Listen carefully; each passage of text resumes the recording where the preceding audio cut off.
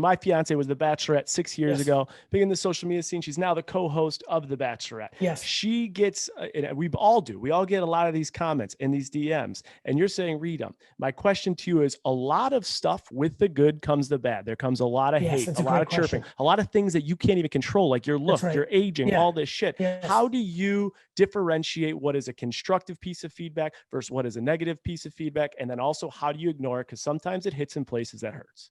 If somebody took the time to DM you or your partner in crime to say, you don't look as good as you used to, you were always full of shit, whatever this thing that they're trying to tear you down, I genuinely deploy empathy when people say, I get lucky, you're full of shit, I know that you're a con artist, it's good, the other shoe's gonna drip, you've been lucky, you're not as good as you think you are. I genuinely deploy empathy. For somebody, the thought of spending my time to try to hurt somebody else's feelings only goes to one place. I have so much compassion and sympathy to the hurt. Like, that is your life. Your life is that you want to spend time making somebody else feel bad is a 100% proxy to you're not in a good place. And I deploy gratitude. I was lucky enough that I was an immigrant, so I'm not entitled. I didn't have anything. I had the greatest mom in the world that instilled so much self-esteem in me that I never valued other people's opinions, which you can imagine. Even, I mean, as early as high school, no peer pressure, didn't do dumb shit, didn't hurt people, like gave up popularity upside to like be nice to people were picking on, because you have to be mean in high school to win in the 80s and 90s. Like, you know, like did all these things.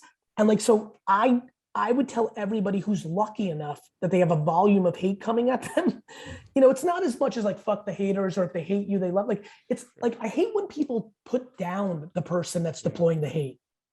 Haters are going to hate, or trolls. I don't feel that way about them. I feel like they are people that are hurting. And I want to I actually reply a lot of times, be like, yo, I'm sorry you think that about me, comma, I really wish you like happiness and health, comma, can I do anything for you? Yeah, so much logic. Compassion. Compassion and envy. All right. When it's hurting you, it means you're insecure. It means you were playing for validation on the outside to begin with. Mm-hmm. Yeah. If you're hurt by somebody saying you're not good looking anymore, well, then your validation was coming from being good looking. This is why it's so important as a parent to be balanced of what you're saying to your kids. You know, if you're telling your kid you're beautiful, you're beautiful, you're beautiful, she or he, and the world's going to tell you it, even if your parents don't.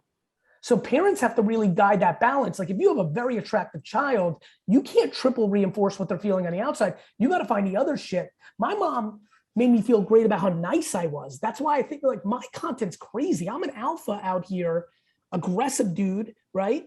And I'm out here like empathy, kindness, compassion. Like some of my cool friends are like, bro, this is some dork shit. Like in the beginning, they're like, you're a dork. I'm like, fuck you. I'm like, I believe that kindness is good. Like, I believe that like being patient is fresh.